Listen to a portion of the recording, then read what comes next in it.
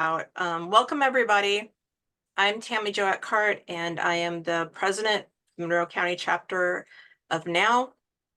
I linked the agenda. I'm going to link it to you again.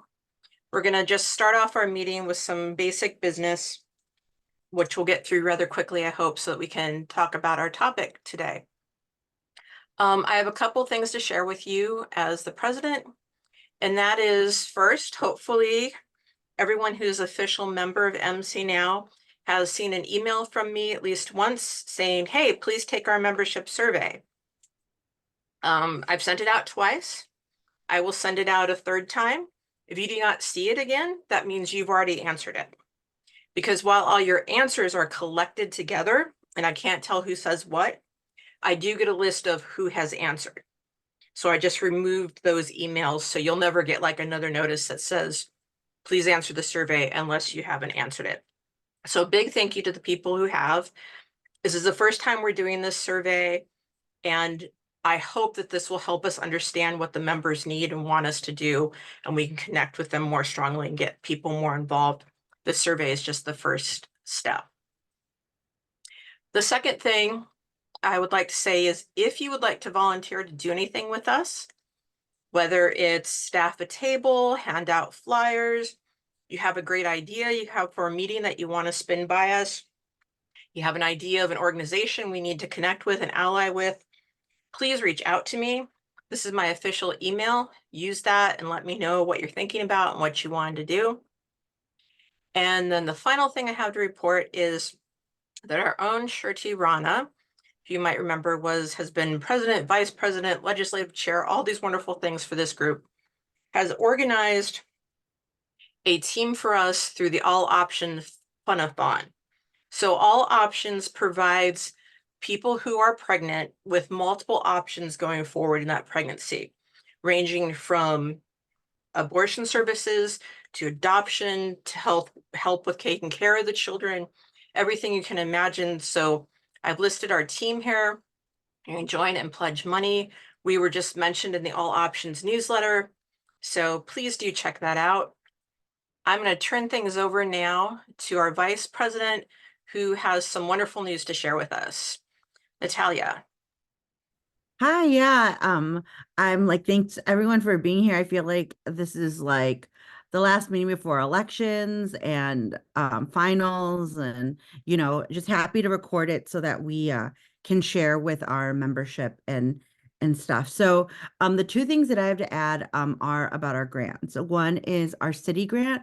We received a city grant last fall to surrounding a safety, particularly concentrated in parking garages and also a safety with late night transportation. So we have we're steadily working towards that. We have our forms up and some of our flyers. We created a Google form to get people's feedback based on surrounding parking garage safety. And Sanjana Iyer, our amazing college intern, is really helming that effort. And we're super thrilled to have her. She unfortunately is traveling and finishing up finals, so is unable to be here. And then the other news is that we received our $10,000 Monroe County Now GOTV grant from our National Now Foundation. So we're super excited for that. We have this whole year to kind of use it. If anyone has any ideas about how we can further do outreach, we plan on continuing our free Ubers to the polls. And we are going to start with that next week, just for the last week and a half of the primary. We can get some posters out. We have amazing Bloomington High School North interns who have created some cool posters. So we will email those out, but also we're just going to text folks and let them know because we got the money so late. I think we literally found out about it like just days ago. So we weren't really expecting to do anything for the primary, and most of our work was going to be in the general, but since we anticipate getting the money, we can kind of preload with Uber. So if it can help anybody, I think we already have a couple codes that have been used.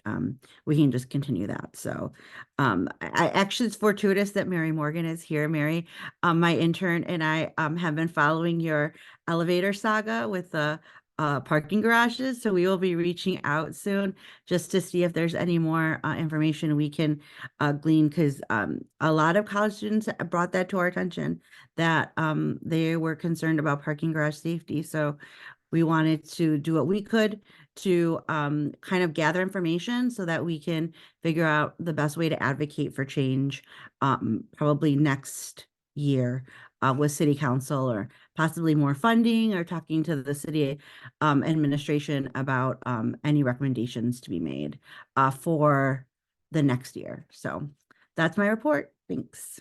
All right, thank you. Just in case people do not know, what does the GOTV actually stand for?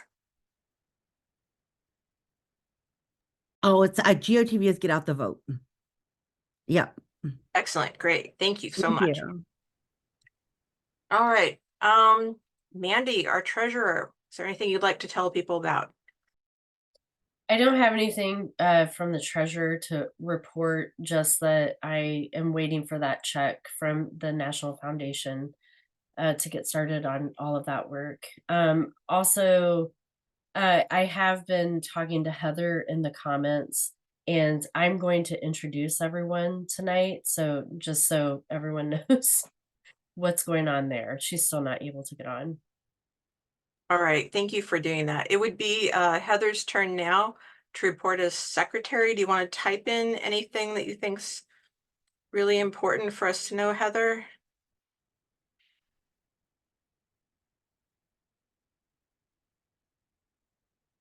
I do want to also say this topic was Heather's idea, and so she took it upon herself to try to gather people and organize this, and I want to thank her for doing that.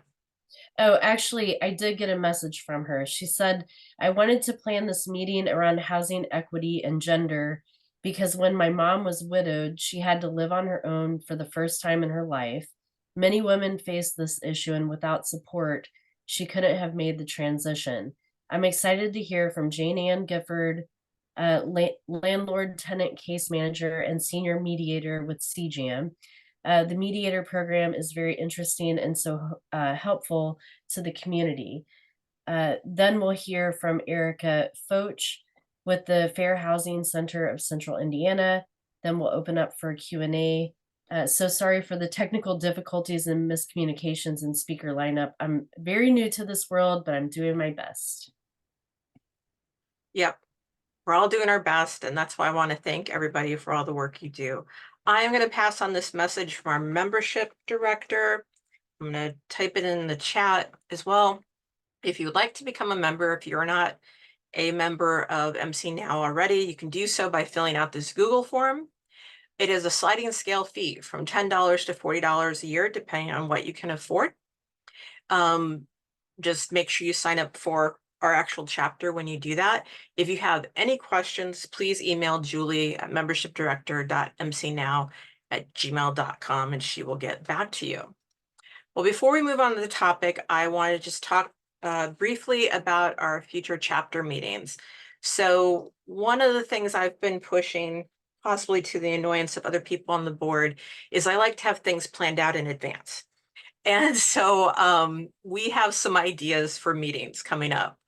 On May 23rd, we are going to have a meeting where we will meet with artists with a message. And I have 3 groups and 2 individual artists who are going to come and talk about the art they make, how they use that art to create a social political message, and how they put some of the money they make through their art back into the community to fight for these causes that they care about.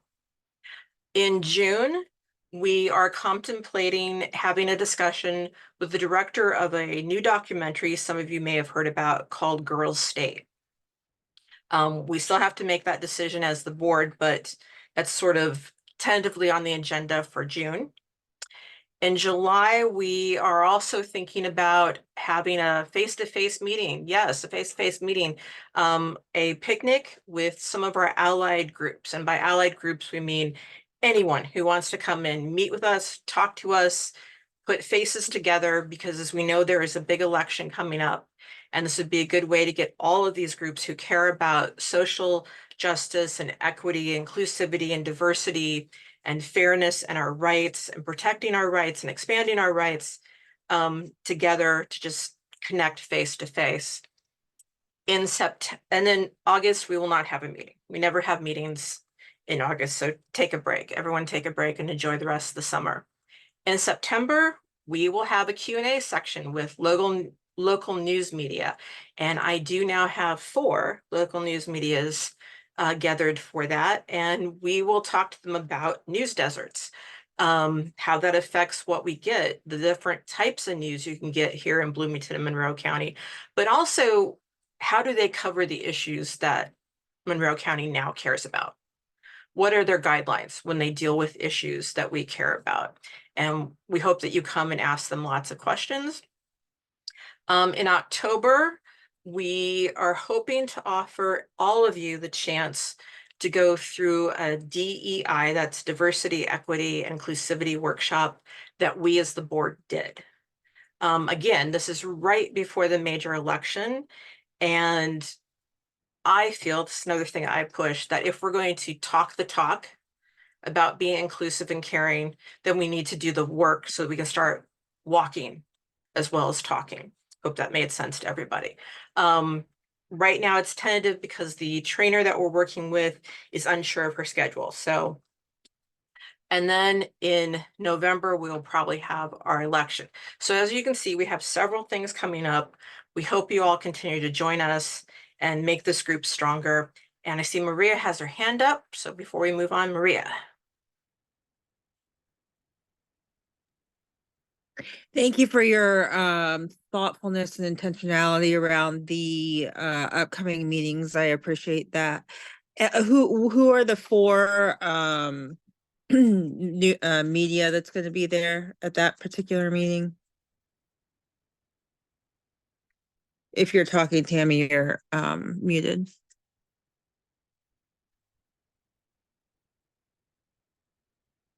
Yeah, I'm getting it up. It's in a different note set. So here we go. Currently we have, and this is an interesting collection. I sent out an invitation to 19 different news media in this area of Indiana. We have heard back, and people who are going to participating are people from Bloom Magazine, Limestone Post Magazine, WFIU, WTIU, and also WBIW. So there's kind of we have TV, we have radio, and we have some magazines.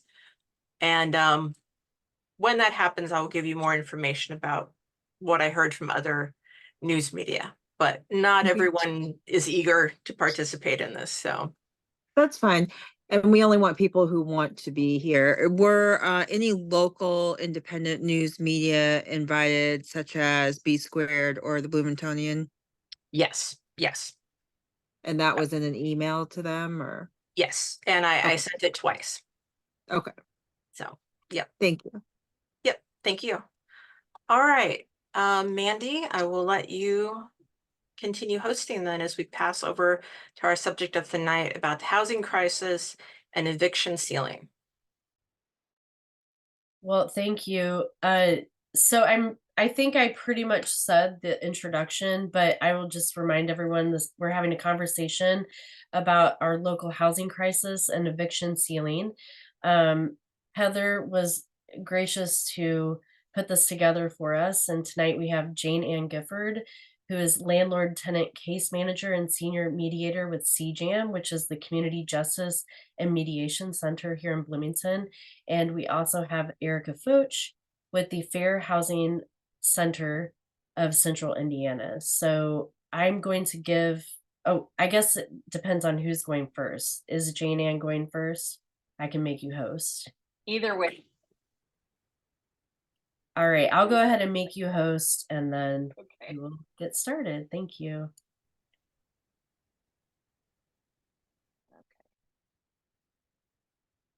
Right. Well, thank you very much for including us today. I'm going to speak to you about what is called the Eviction Prevention Project, which was initiated in January of 2019 when Judge Stafford, after she was elected, she wanted to do something different. And so she and a number of organizations within the community at that point, it was Pro Bono Indiana from a legal perspective and Unlocked, the Community Justice and Mediation Center, South Central Indiana Housing Organization.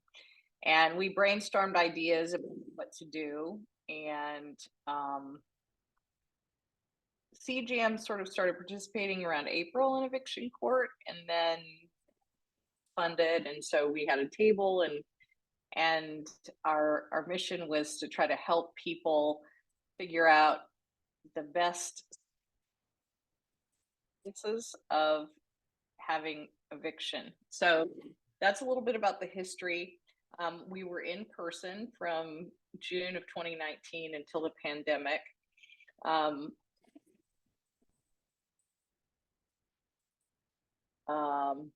A little bit, eviction court at that point was split into 2 1-hour sections. And all of the people scheduled at 1 o'clock were called in. The judges would give them the opportunity for legal advice.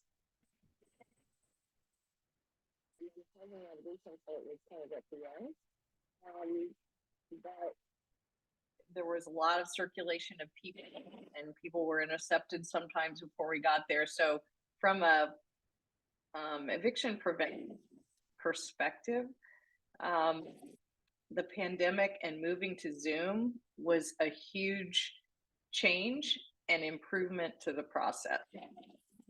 And attendance on Zoom in court for people who are being evicted is way higher than it was in person. So when people are working or whatever's going on, right, they can slip into the back room and get on Zoom, and so they're there. So it's really good. So the eviction process, just kind of so you know. So 2 hearings. The first hearing is just about move it out or staying, and the second hearing is about damages. So it's the financial part of that, and basically is engaged in both phases of that. When the summons is sent by the court, there is information about the eviction prevention, a number to call for intake, for early referrals before the court date, and the number for mediation is there as well. So sometimes we're and sometimes they come directly. And if possible, we will coordinate the and so I'm going to tell you a little bit about what this looks like. So in the Zoom, now there are usually around 5 hearings scheduled every 15 minutes. And each case, each party is asked if they'd like legal advice, which is now in Pro Bono, Indiana, and we'll typically have 2 or 3 breakout rooms each court session. There are 4 to 5 hours of court every week. Then for legal advice, and even landlords who are unrepresented have that opportunity. They're offered the opportunity for mediation. There's a strong persuasive factor about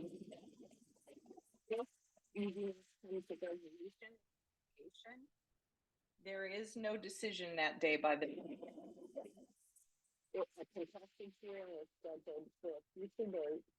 and that could be very quickly or it could be very long based on the backlog in the so at this point, after really 4 years, everyone is very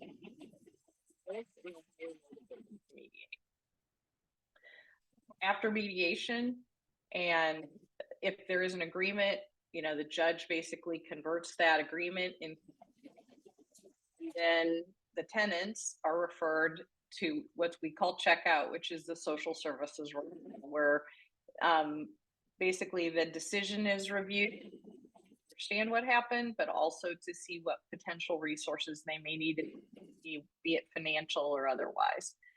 The court liaison is also a position that is it does not require you to be a mediator to do that. It's like the logistics leader for the court. So the judge is heavily dependent on the court liaison to make sure everybody gets moved to the right room at the right time. And if there's a queue, we follow the queue.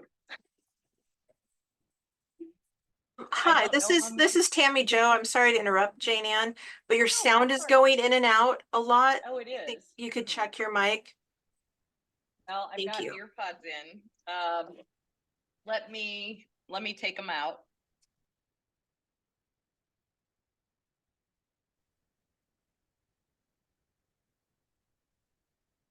All right, is this better? Yes, I can hear you much better. Okay, I apologize. I'm in a hotel room. I'm actually en route to Louisiana, so I'm not in optimal technical circumstances. So my apologies. So just, so everyone's clear about mediation, right? We're impartial. We let all of the tenants and landlords and landlord attorneys, most landlords are represented, probably about 80 to 90%, that it's a voluntary process, that everything we talk about is confidential, and that whatever agreement we come to will be part of the court order.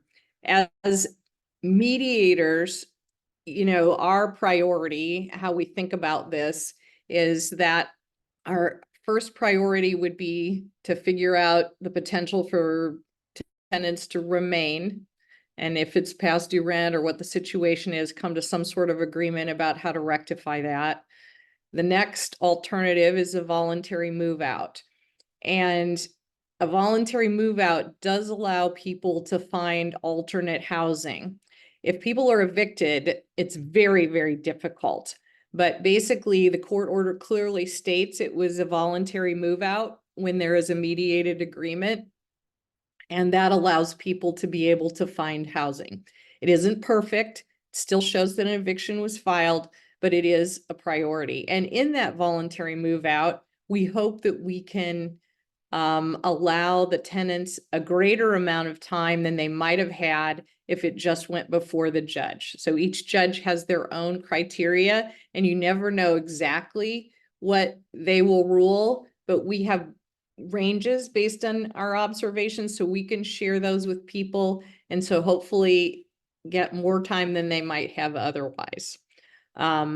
And so at this point, right, there are a lot of attorneys that are repeat attorneys. We have a pretty stable group of mediators, although we're always looking for more. So if you're interested in mediation, I strongly encourage you to take the CGM training, or if you're interested in observing, you're always welcome. Both Judge Salzman and Judge Stafford are very willing and accept questions if they're able based on the caseload. But we typically, Wednesdays are lighter than Thursdays because of a disproportionate share that was negotiated between the judges, which we're trying to rectify. But we usually have 10 cases or so on Wednesdays and usually 20 to 25 on Thursdays. So in that 2 or 2.5 hour window, it's a little bit like speed dating mediating, because it's more transactional than most mediations are. And therefore, we have to make sure that we're trying to maintain the integrity of the relationship, but it may not be an ongoing relationship. So mostly we care about making sure that people can stay. Now, in that notion of being impartial, right, we have to walk a very fine line. And basically, if we think that things are not going in an appropriate way, if there are unethical things that are happening that we become aware of, or something doesn't feel right, we can stop the mediation at any time and go before the judge, and she will hear the case in a contested hearing. So, you know, my guidance to the mediators, I coordinate all the mediators, I train the mediators, is that, you know, if you have the heebie-jeebies, it's fine to just say, this is not going to work out, and we go back before the judge. In terms of services provided, this just gives you kind of an idea about, this is any services. This is legal advice, mediation, and social services. Almost all cases have mediation and social services referrals, but there are, but some people just don't want legal advice. So they typically have that opportunity. But you can see in 2023, we had 608 cases for which we provided one or more services. This is the mediation data. And the important thing about this is that it is very, well, Judge Stafford is over the moon, I guess. It's very unusual to have this kind of a compliance rate.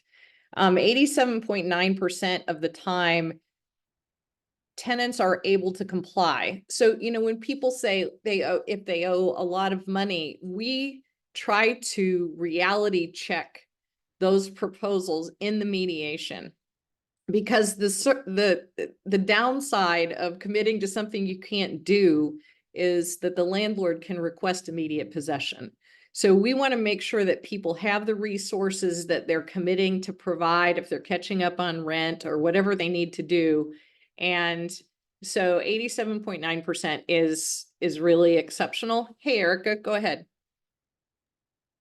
How are you defining successful here? Is that they get to remain in the housing, or just curious? No, it's compliance to the agreement. So whatever that situation is, some agreements, for example, are conditional, like they pay this much or they get X amount of time to move out. So if they do either of those, non-compliance would be the sheriff was called to move them out because they didn't pay or they didn't move out. So we have to go back and check every case manually. Everything that happens in court, we track then, but then we go back to every single case and find out what the outcome was weeks or months later. And then, so this data is always lagging. So it could be unsuccessful either on the part of the tenant or on the part of the housing provider. Either one could break the compliance. It could, yes. Okay. But if it was broken by the landlord, there would have to be a claim filed probably by the tenant. It would depend on the circumstances, because there isn't, there would have to be a counterclaim probably filed by the tenant. Okay. Okay. You said you wanted to talk a little bit about eviction ceiling, and I'm happy to do that. But it isn't really a focus of this thing. This is a relatively new law in Indiana. We do ensure that tenants are aware of it, but the criteria for an eviction to be sealed is the case has to be dismissed, meaning that everything has been fulfilled that was required in the mediated agreement or the court order. The financial judgment has been satisfied. So it is usually after the damages hearing if there was a move out, or if it was a pay and stay, then that judgment would be satisfied and the case has been inactive for 6 months. So we do and sometimes have cases where people fail to comply with the mediated agreement, but the landlord makes a decision to come back to court and remediate, or they call CJAM. So we do try to reach out to people to mediate prior to court, mostly from a scheduling perspective for them, but also because it isn't quite as rushed if we do it outside of court. We did pilot a program with one of the local attorneys where their office sent us all of the summons as soon as they were filed. And we piloted for 4 months, and our response rate from tenants was less than 20%, and our mediations was less than 10%. So we decided that that really wasn't a useful way for us to, it was a lot of follow-up and work, and we weren't very successful. And we couldn't figure out how to reach the tenants to try to get to resolution earlier. In a perfect world, we would love to mediate before anything is filed. And we have tried to have some conversations with the landlords about that. And we really haven't gotten a lot of traction. Judge Stafford did try, to create a local rule that required mediation prior to the eviction being filed. And she did it rather abruptly, and it caused a lot of kerfuffle, shall we say, and the Supreme Court overturned it before we got very far down the road. So it was a great idea, but people hadn't really bought into it, and we didn't have enough sway to make it work. The last thing I wanted to share with you is demographics, which I know are extremely important. Oops, sorry. From all of our perspectives. In terms of total households, 470, and female heads of household were about 20% of that. Households with children was 36%. So it's significant. And then, as I'm sure you're expecting, there is, when we look at race and ethnicity, we see that it's a disproportionate share of a non-white relative to, people in our community, which is troubling, but the reality. And this has been consistent in 22 and 23. We see the data is pretty stable. And, we've been through our Q1 review with the judges. And again, the data, both from a demographic perspective and a success perspective, is about the same. So with that, I'm going to let Erica take it away, or if you have questions for me, I'm happy to answer anything that might be on your mind. I have another question, sorry. No, that's fine. And yeah, I apologize if you said this maybe when your volume was going in and out, but so after the eviction is filed, how does the connection between the mediation process and the court work? Do they reach out to you with all of the cases that they want you to attempt to mediate? Like, how does that start, that process? No. So, no, we're there. I Okay. mean, we go to court every Wednesday and Thursday. So we have 4 to 6 mediators there, a court liaison there, and then there are attorneys there as well. And then currently CJAM is manning the social services referral to understand workload and working with various organizations to assume that part of the responsibility, because ideally it really is not central to CJAM's mission. Well, it's amazing you guys are having that much success, because we have a couple of townships in Indy that have like optional eviction prevention programs, and nobody's taking them up on it because they don't have to. And yeah, I'm a part of the landlord tenant settlement project that came out of Marion County, and I've only had, in 3 years, I think I've had 3 cases and I've never mediated one. They've been assigned, I follow up, I can't find anyone. And so, yeah, it is not, but it also hasn't been promoted like I think it probably should be. I mean, I don't understand why Monroe County is the only county that is doing this work in eviction court. I don't live in Monroe County, actually. I live in Bartholomew, and we're in a different decade. So then do you think it's because the judge heavily endorses and focuses on that program that it's successful in Monroe? I certainly initially, I mean, I think there's a lot of momentum now. I mean, CJAM is very committed to continue mediating irrespective of what happens. Now, if a judge was unfriendly, I mean, we understand that we do serve at, the court could say, you can't come anymore. This is not how we're going to do it. But it's fairly well entrenched now. And on the other, so Judge Stafford has been there since 2019, but in Court 8, we've had 3 different judges. And we've had the same success there. Now, it doesn't always run quite the same way. Each judge has their own way of doing it, but the mechanics are the same and our success is the same. That's awesome. That's so amazing. Jane Ann, I see Heather has a question. It says, is the mediator training via Zoom, and how often do you train new mediators for CGM? So CGM trains new mediators twice a year, and it is all on Zoom. It's 40 hours or close. So that's kind of basic fundamental mediator training.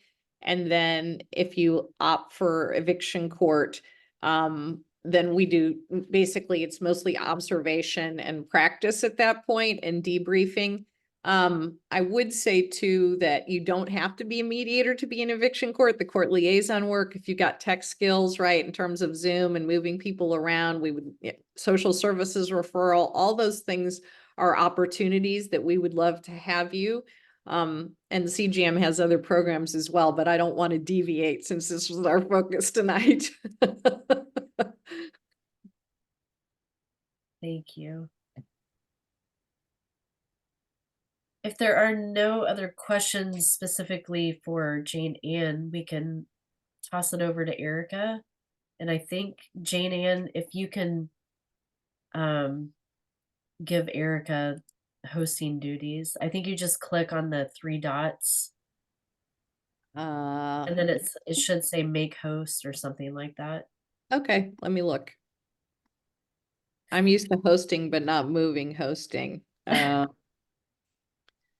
The 3 dots is not an option. So let me go down to participants. Okay.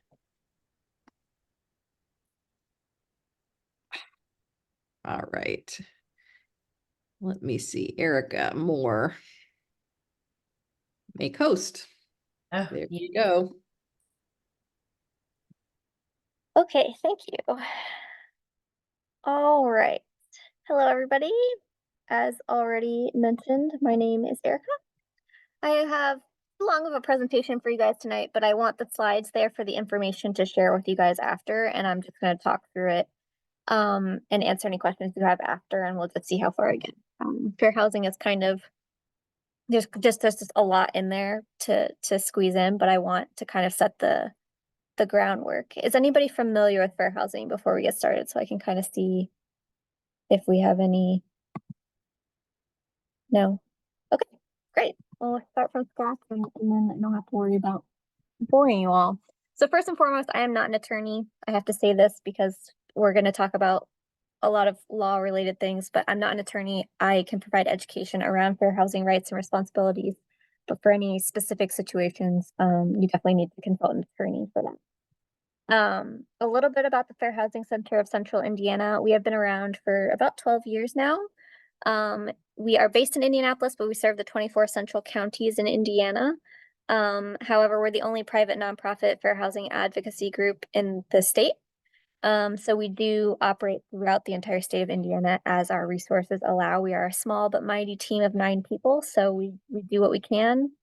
And just continue to fight housing discrimination. And so our mission is to eliminate housing discrimination, ensure that equal housing opportunity for all, open up that access, remove those barriers to housing. We do that through advocacy, whether working with clients who are experiencing discrimination, advocating on their behalf.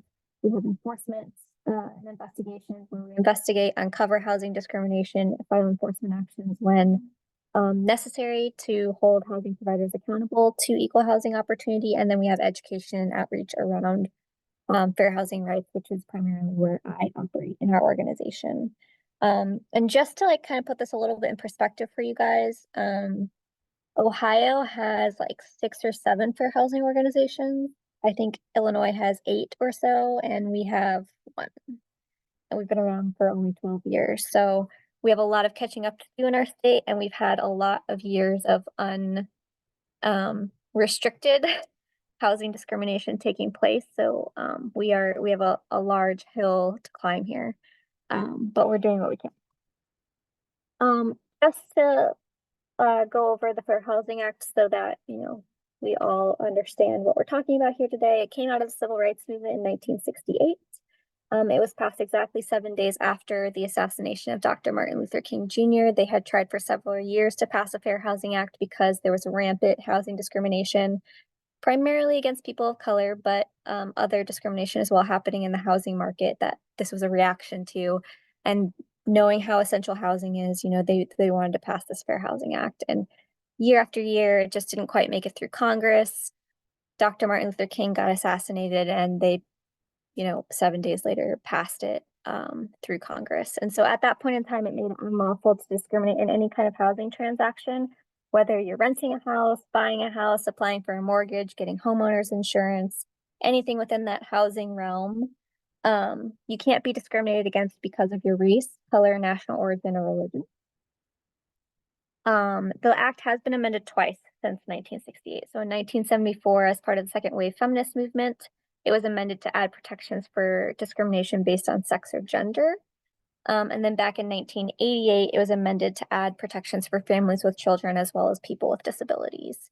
So we have 7 protected classes at a federal level. And I do just want to touch on the fact that currently we operate under the updated HUD guidance and executive order from this administration, as well as some Supreme Court decisions interpreting the gender protected class very broadly to include LGBTQ protections. That is not technically in the language of the law, but we have those protections under that gender protected class because of current guidance. But that can change if administration views change and whatnot. So we hope that that is eventually actually amended into the Fair Housing Act. I think we can all agree on all of these. I just want to make sure that everybody walks away knowing that every single person in the United States is protected by fair housing laws in one or two or more ways. We already talked about the expanded definition of gender. I'm going to talk about disability here in a second, but I also want to mention that this familial status or families with children is a very expansive definition. It really includes any kind of family makeup, whether it's a single parent, dual parent, foster parents, adoptive parents, guardians, anybody who has custody of a minor child or one or more minor children, and any person who is pregnant.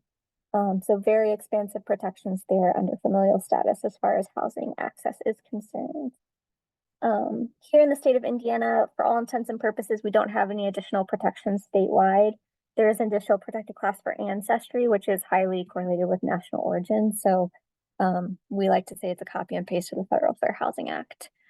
Here in Indianapolis, we have a couple of additional protections, and I should have put Monroe protections on here. I apologize for that. And I do know these, but I don't want to butcher it. You guys do have protection for gender identity, sexual orientation, military status, housing status. I might be missing one. I can look that up for you guys if you're very interested, but you do have your own civil rights ordinance in Monroe County that you can look up through your Human Rights Commission to check out what additional protections you have there. So what fair housing does is it protects you against discrimination, and how it does that is it breaks it into 2 key things. There has to be an unlawful or prohibited act, which is any of the red things on the slide, and then it has to relate back to a protected class. And so basically what this boils down to is if at any point during a housing transaction, somebody refuses to rent or sell a dwelling to you, and it's because of your race or because you have a disability or because you have children, any of those protected class we just talked about, that would be a violation of fair housing protections. It's also unlawful to falsely deny availability, which is basically lying to you about the availability that they have. So you call ahead, they tell you they have 3 units available, you go in, all of a sudden they have none, when in fact they actually do. They're telling you they don't have any availability, and if they're doing that because of your protected class, so because of your national origin, or because you identify as a gay person, for example, those are both protected classes, and therefore that would be unlawful under fair housing protections. If at any point they try to apply terms and conditions of the sale or rental of housing to you in a different fashion than other people because of your protected class. So this gets into some really creative ways of restricting access, so to speak. So thinking about asking somebody with a disability to have additional insurance because of their disability, asking families with children to pay additional per head surcharge on their rent per child, for example. Asking somebody who is Black to have a criminal history check done, but not asking somebody who is white or Latino, for example. All of those different things that you're being asked or given differently because of a protected class is a violation of fair housing protections. Anytime you see an advertising that shows preference or limitation, again, based on protected classes, is unlawful. So this could be in print, this could be on apartments.com, Facebook Marketplace, Craigslist. Now with the World Wide Web, you know, we have electronic advertisements, but we also still have flyers and stuff. This also includes any kind of email communication between the leasing office and prospective tenants, any text messages, any kind of communication like that, verbal statements as well. Anytime people are like, oh, we prefer not to have children here, or we only want young professionals here to try and get families from moving in. Or even things as blatant as no bipolar people living here, no Mexicans. We've seen some really horrific ads out there. So that is a violation of fair housing. And then this last one, harassment, retaliation, and the creation of a hostile environment. So this is where, for example, sexual harassment is protected against. If they are asking for sexual favors in exchange for leniency on late fees or reduction in rent costs, this is harassing somebody because of any of their protected classes. So if somebody's racist and harassing them because they don't like that they are Latino, for example, or harassing them because they are part of the LGBTQ community, anything like that with respect to housing would be protected under this protection. So here are some common examples, which I guess I kind of just went through with you guys. So I skipped ahead a little bit here. But again, this is just on these slides so that you guys can have a copy of them and refer back to them after today's session if you're interested. I do want to talk quickly because we see a lot of discrimination against families with children, which kind of always shocks me here in the state of Indiana with our Midwestern values, but we see a lot of it. And so I do want to talk about occupancy standards. We know that occupancy standards are there for good reasons, especially after coming out of COVID pandemic. We know what their goal is. Whenever housing providers have overly restrictive occupancy standards that go above and beyond health code ordinances, that can be a violation of fair housing because ultimately families with children have more members, and therefore having lower occupancy standards for apartments restricts the access to families. So we really recommend looking at your health code locally. Here in Marion County, we have the Marion County Health Department issues a health code ordinance that says like, oh, you calculate the square footage of the apartment using all livable space, which includes bedrooms, dining rooms, living rooms, family rooms, anything that's not a bathroom or kitchen or hallway, closet kind of thing. And then it tells you per person how much square footage they need. The first person usually gets a chunk and then a little bit less for each additional person. And so if you guys are seeing, apartment complexes turning families away because they have 2 children and they think that each child should have their own bedroom, so they need to have a 3-bedroom apartment, for example, no, they can't be restricting families based on what rooms they think that they should have. It should be on square footage, and it shouldn't be based on the fact that they have children at all. It should be this apartment can handle X amount of people, not a parent and X amount of children. Those would be violations of fair housing. And then anytime you see any kind of children-specific rules, those have been found to violate fair housing as well. So we're talking about any kind of restriction of the use of neighborhood amenities, curfews on playgrounds, adult-only swim times. We had a really big case I can't remember where it was out of just last year, I think, where an apartment complex wouldn't issue key fobs to minor residents to access the apartment buildings. But if your kid comes home on the school bus and the parent isn't home from work yet, these kids were just standing out of their buildings, unable to access their apartment and get in safely. So that was found to be a violation of fair housing.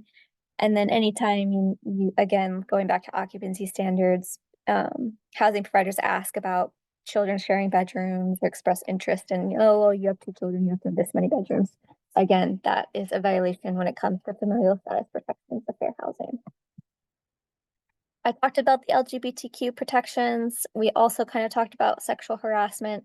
I do want to let you know that there is the Violence Against Women Act for anybody who is experiencing domestic violence, dating violence, sexual assault, or stalking. That is not part of fair housing, but it is, we do cover it slightly because it is obviously domestic violence survivors have a higher percentage of women, and therefore it can fall under the gender protected class when it comes to fair housing protections. So I just want to make sure that everybody is aware of that. I just want to quickly touch on disability, and please tell me if I'm out of time and I can just cut us off and we can have a Q&A. But I do just want to mention that disability, as it comes to fair housing, can be a mental or physical impairment. HUD does indicate that it has to be substantially limiting one or more of your major life functions, whether that's walking, breathing, talking, caring for yourself, feeding yourself, performing daily tasks, those sorts of things. But mental and physical impairment are treated the same under the Fair Housing Act. Disability for fair housing does not cover anybody who is currently using illegal drugs. It does not cover anybody who has conviction for the illegal manufacture or distribution of controlled substance, or anybody who would pose a direct threat to the health and safety of others or damage to the property. So there are a couple of exceptions to the disability, but anybody who is recovering from addiction is covered as long as they are not currently using any illegal drugs. So people who fall under this disability definition for fair housing are given additional protections. Again, in 1988, disability was added. Thinking about housing stock in the United States, we had hundreds of years of housing being built that was not built with accessibility in mind. And so keeping that in mind, there had to be a way to kind of open up that housing access to people with disabilities, or else there just wasn't going to be enough housing for everybody. And so that's where reasonable accommodations and reasonable modifications come into play. Reasonable accommodations allow somebody with a disability to request a change or adjustment to a policy if it affords them equal access to that dwelling. And I will talk about examples here in a second. A reasonable modification is similar, except for these are physical changes to the property. Again, if they need them because of their disability. And so reasonable accommodations, the cost of that accommodation fall on the housing provider in every instance. For modifications, the costs usually fall on the tenant to pay for a modification, but the landlord has to allow it if they need that modification for their disability. And so I think that all of legal jargon is so much easier just going through some examples. So I'm going to do that quickly here. Modifications, I think, are pretty easy to understand, but if you have steps up into a unit, somebody has a mobility impairment, asking for a ramp to be installed so that they can access that unit is something that a housing provider would need to accommodate. Again, the cost would fall on the tenant unless it's Section 504 housing because of the funding through HUD for that. Older buildings had narrow doorways. That's very inaccessible for some of these power wheelchairs, even some walkers we're seeing today. So asking for get those door frames widened so that they can use that aid that they need is something that would need to be allowed. For bathrooms and showers, it's very common to ask for grab bars to be installed for tenants that have mobility impairments. And then not as common, but still something, somebody maybe who uses a wheelchair for their disability, some of those standard countertops will not be usable for them. It'll be too high and they may not have the clearance underneath to approach them. So they can ask that the countertops be lowered or that accessible counters and cabinets are installed so that they can use that space. But again, that's a costly modification, and if it falls on the tenant would be required to cover that. If it's themselves, great, or an advocacy organization who raises the money for them, that is irrelevant. It just doesn't have to fall on the housing provider. I think it's pretty obvious why modifications exist, but I just want to make sure that, you know, we're all on the same page. This is opening up access to people to have housing that maybe they couldn't have had otherwise. So it's increasing the amount of options for them, which in this day and age, I know our vacancy rates here in Indy are hovering around 5%. I mean, historical lows, and I'm sure there's similar around the state as well. This obviously increases safety. It allows people to maintain their independence, age in place longer, and with dignity. And so it's very important that advocates, housing providers, and people with disabilities understand that these rights are there and how to go about getting access to them. When it comes to accommodations, this is policy changes. So rent due dates can be requested to be moved for any reason related to a disability, whether you're hospitalized and you won't be out in time to pay your rent, or you have an SSDI or SSI payment that is your income, you can request to shift your due date to a different date on the calendar, and that should be allowed if it's a disability related reason. First come, first served parking, absolutely okay. But if somebody with a mobility impairment needs an accessible spot closer to their building, a housing provider has to provide that reserved spot with any kind of accessibility signage needed and appropriate for that individual case. We talked about an elevator outage, which I think Mary left, but we're seeing a lot of these in Indy, and this is a problem for people with disabilities who rely on that elevator to get in and out of their unit. So whenever that is the case, housing providers need to take responsibility and reach out to their tenants to see who relies on that and find an alternative way or an alternative for them to have housing in the meantime while the elevator is getting repaired. A very common one, we have a lot of no pet policies here in Indy, but assistance animals and service animals that somebody needs for their disability is not a pet and has to be accommodated. They can't be charged fees for it, whether it's rental fees or pet fees, additional insurance, no additional costs associated with this. At this point, it is not a pet. It is in the service of them for their disability, and therefore it needs to be allowed. Allowing people to break leases early if their disability worsens and they have to move out, and then allowing people to transfer units if they develop a disability and can no longer access their unit are all things that should be accommodated. And so where do we come in? Again, we're an advocacy-based organization. We advocate on behalf of people to get them access to housing.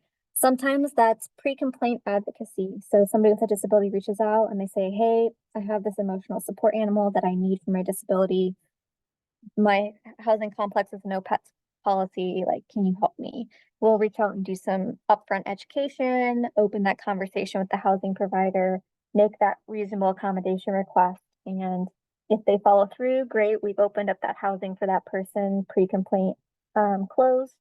If not, we can file an enforcement action against them for a violation of fair housing laws. And that can either go through HUD or through the court systems. And so that's kind of the advocacy side of things. We also do more systemic work where we issue reports on bigger, more underlying housing issues that we worry about when it comes to fair housing. And then we do testers as well. So we can send testers out, secret shoppers for housing, to uncover discriminatory practices by comparing how people are treated. Because a lot of times in this day and age, discrimination happens with a handshake and a smile. So people who don't necessarily know they're being discriminated against until they find out how somebody else was treated in the same situation. So we have our tester program as well. And then we do education and our education program. So we have a virtual training series starting up in June every month. We have a 2-hour virtual fair housing training. Anybody and everybody's welcome. It's free, virtual, just register ahead of time and join on the day of your choice throughout the year. We have a disability specific one every month as well, because we see so many disability complaints. It's our highest number of complaints in the state, percentage and number wise, followed by race-based discrimination, followed by sex-based discrimination. We just had our annual conference at the beginning of April. April is Fair Housing Month, so it's been like a huge outreach effort on behalf of our organization. And then we're out in the community doing exhibits and giving out publications and just letting people know that we're here and a resource for them.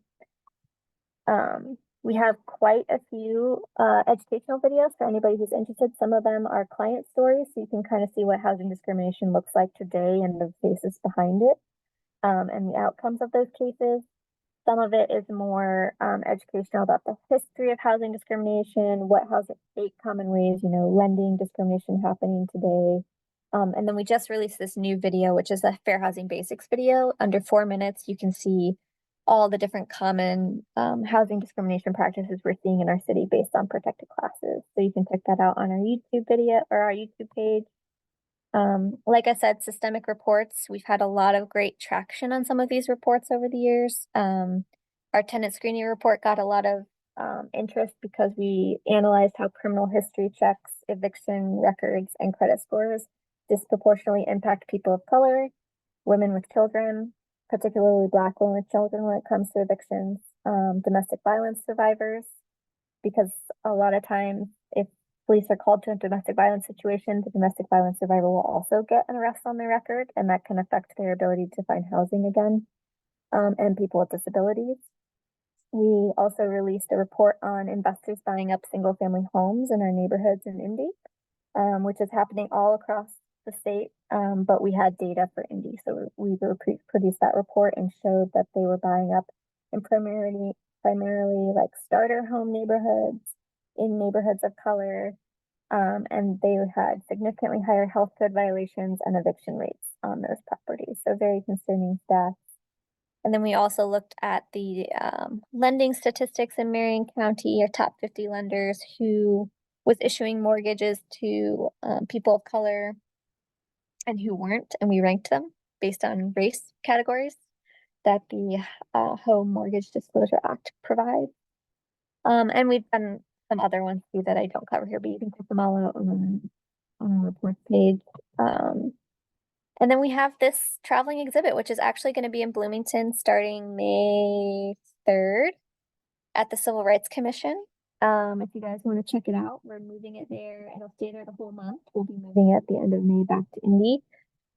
It does have Indianapolis examples on the displays, but I've created special posters that have some Monroe County specific data on there and examples. Your recorder's office did an amazing project on racial covenants, which we have referenced, and they will help us with promoting this. And we got your guys's fair housing complaints data from your HRC. So that'll be there. So we're trying to localize it to let you know that this happened everywhere, but the exhibit was originally designed for Indianapolis. So it does have the Indianapolis redlining map on there. And Bloomington wasn't quite a big enough city to have a redlining map. So we didn't have an alternative when it came to that. So definitely recommend checking that out. And if you guys want to help promoting that it's there to get as many people to see it as possible, that would be amazing. And then I talked about our tester program. We're always recruiting testers from everywhere within our region in Indiana. So if you guys know of anybody who's passionate about access to housing and wants to make a little money on the side, for every test performed, people get a stipend. And this work is absolutely essential to us uncovering discrimination in our communities. And that's pretty much it. I really encourage you, whether it's through MCNOW or through, if you work in housing or if you're part of any other organizations, just engage with us. I think housing affects our lives in so many ways, right? Our access to so many things. And it's so important that everybody has access and can find a place to live that they can afford, that's safe, that's maintained well. We have a lot of habitability concerns here in Indy and around the state, quite frankly, because our renter protections are so basically non-existent at a state level. So please engage with us, follow us on socials. We're very active about just sharing all kinds of housing news around the state of Indiana, as well as what we're doing. Share this information with anybody you know. If you think that there's a great organization we should connect with to get a fair housing training going in Monroe County, I'm happy to set that up. We can do a virtual training. I can drive down there, whatever works for people. But you know, our service area is outside of Indianapolis too, and we're just trying to make connections with community organizations in these communities that we're not actually in location wise, because you guys are going to be the best people on the ground to know where we should be giving this information out and who we should be reaching. So I'm the education outreach coordinator, so you guys all have my information. Please stay in contact. And yeah, I'm sorry I thought it took a really long time, but I'm happy to answer any questions.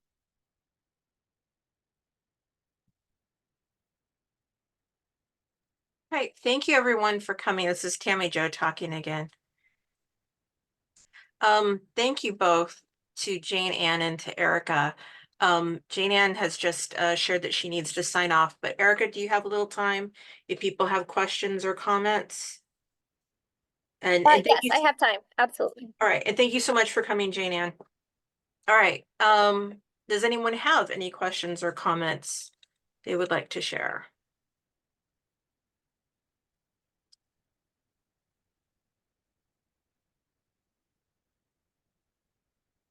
Well, I have two, if other people don't. The first is literally yesterday on NPR. They had a report about kind of what you mentioned here about these investment companies, private companies buying up housing. But interestingly, they said they are also buying condos and apartments. They are renting these things, and that they feel, and that this is part of the reason that the costs are going up.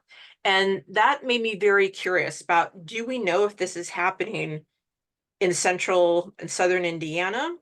Because, okay, I live on the east side of Bloomington, right? And we have had just a ton of new apartments built in the past couple of years, far outweighing the rate at which our population has been increasing in those numbers of years. So who's living in these apartments? And Why let are me the guess, rents are going they up? mostly luxury apartments? Yes. Yeah.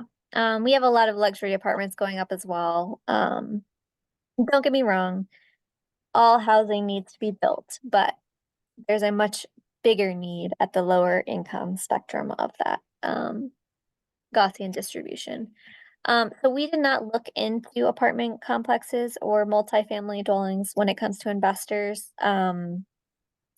It's definitely on our radar, and we are continuing to build new reports out. So we do have an update to our investor report coming out hopefully later this year. I can definitely pitch it to the systemic team that this is of interest. I do want to note that like our investor report just on single family homes is estimated that I want to make sure I get this number. It's $15 to $20 million leaving Indiana per month, I think. And that was just central Indiana, or I'm sorry, Marion County investors in the single family home market. That's not even statewide. That's not even like you're talking about apartment complexes. And so that's really concerning. And that's just in rental payments. That's not accounting for the fact that we're seeing outrageous amounts of administrative fees for rental applications, fees for paperwork fees, and criminal history. They charge you to do a background check now, and they charge you for this, and they charge you for a pet screening fee, and they charge you for painting the like whatever. They have ridiculous amounts of fees these days. And you have to pay the fee even if you don't get like your application is denied. And so people are losing hundreds of dollars in fees as well.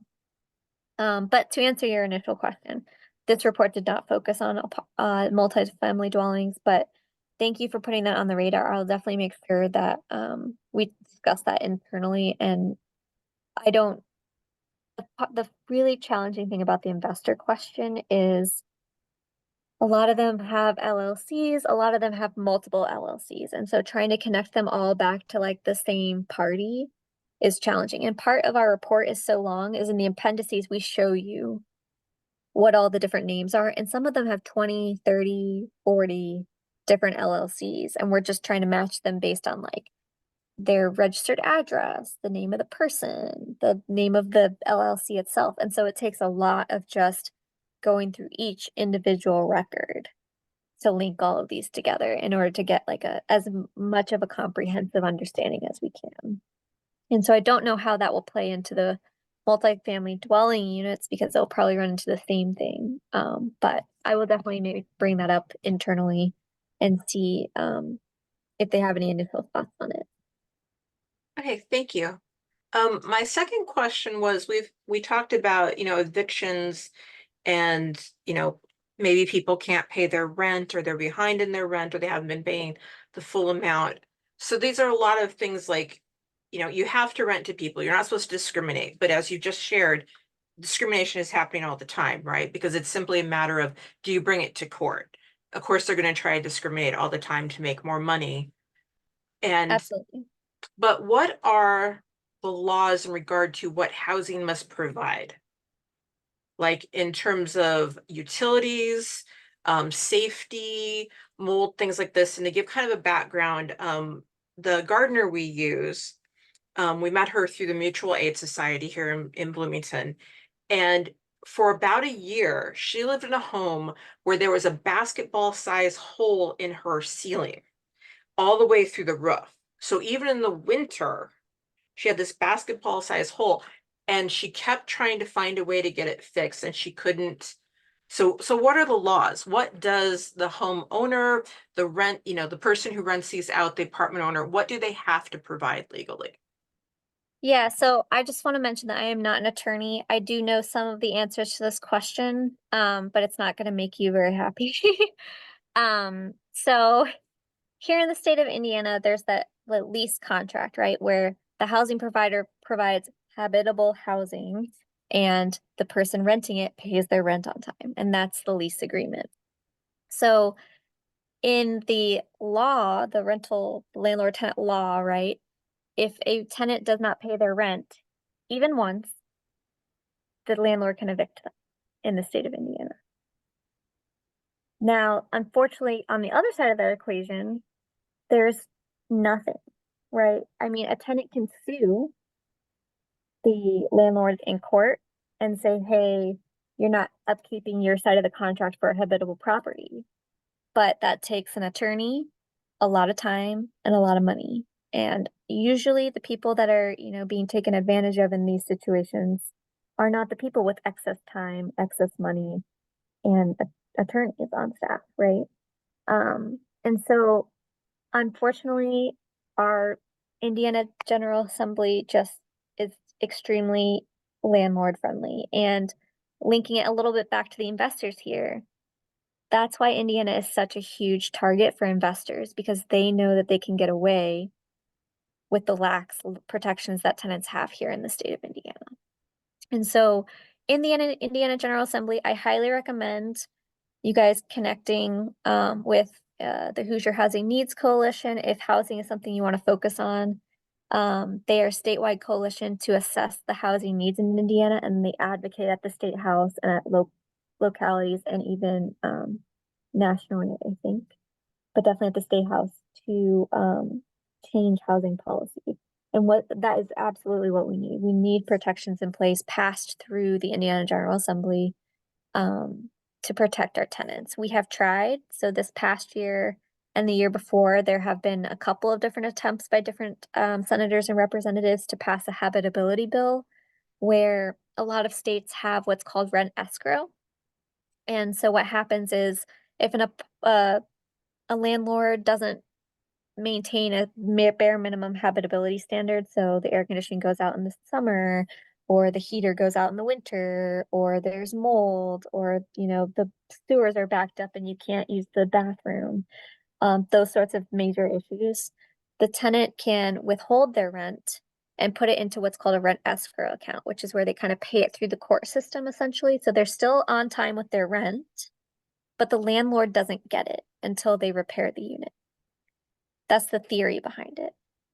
It has not passed the Indiana General Assembly. They have not gotten it out of committee on that for a vote. The Indiana Tenants Association is starting up or has been for a couple of years now.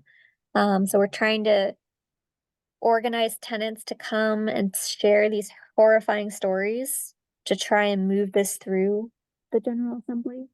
But at this point in time, the Indiana Apartment Association's got a ton of cash and a ton of influence.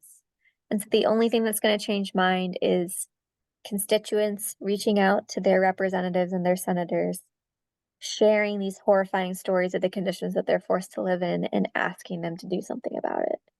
And we need people outside of Indy doing this because a lot of the Indy people are on board with this. And I'm not pointing fingers, I'm just saying like we need people because the General Assembly is everybody in Indiana. And this habitability issue is not an Indy issue. This is a statewide issue. But we need it being talked about statewide so that we can get more representation from all across the state to support these efforts at the state house. And so I know that's not like a great, like it's not good news for us, but that's kind of where we stand is really the only option that I know of that tenants have is going and suing their landlord. Whereas other states do have protections that renters can hold landlords accountable with, like the rent escrow, or with some states allow you to withhold rent and use that rent to fix it yourself, and then the landlord has to deduct it from your rental payment. But we don't have any of that here. And so we'll have people from out of state move and think that they can withhold rent and then get evicted because in the state that they came from, they could, and they didn't know they couldn't here. And so it is a big issue. And we need some local activism happening to hopefully change the tides on that. We actually have an entire web page on our website devoted to Indiana's bad housing bills. I'll post it in the chat here in case anybody is interested. I found it very interesting when I first started here that we have this, and I think it's great. There's actually quite a few barriers to housing at the state level by preemption, where cities have tried to do things, and a reaction of that is the Indiana General Assembly has preempted it at the state level so that the localities can't do it. We've seen a lot of that in Indy. I think somebody tried to do something in Fort Wayne too, and they preempted it. So, people are trying, but our Indiana General Assembly is just reining them all in. Did that answer your question? Yeah, thank you. And you're right, I didn't like it, but anyone else have questions?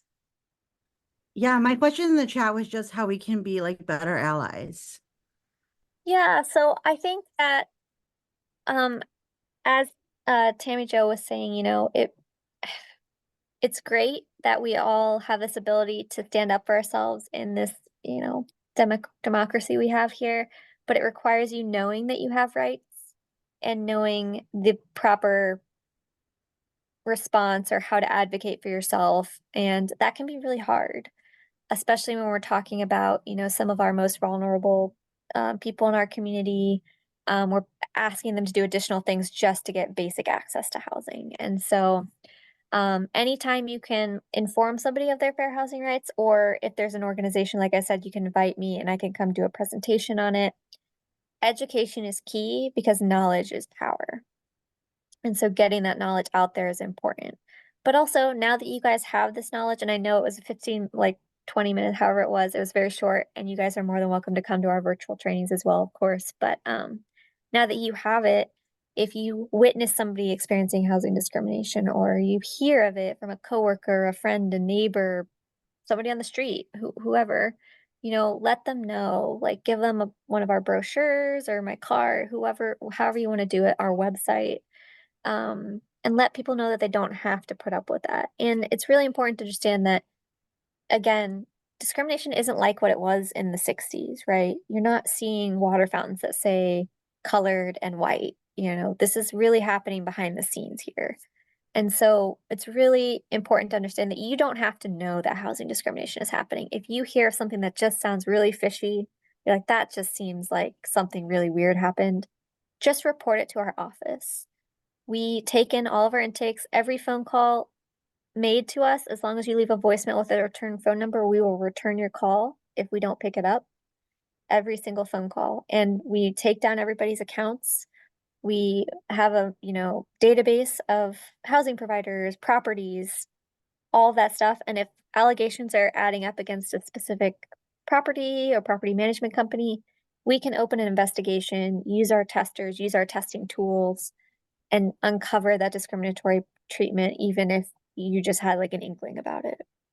So you don't have to know. We're like the FBI of civil rights and housing. Like, we'll do the investigation. You just come forward with your suspicions. And you can report anonymously if you want. You're muted. I'm sorry, I can't hear you. All right, thank you very much. Oh, okay. All right, well, if there are no other questions, it is almost 9:30. A reminder that our next general meeting will be May 23rd, 7 p.m. on Zoom, Artists with a Message panel. Thank you everyone for coming tonight. Mandy will share the recording and then we'll get it up on our YouTube page, so hopefully other people will watch it and learn. This has been a lot, and so I'm so glad. Thank you, Heather, for coming up with this idea and pulling together the speakers, and thank you everyone for coming.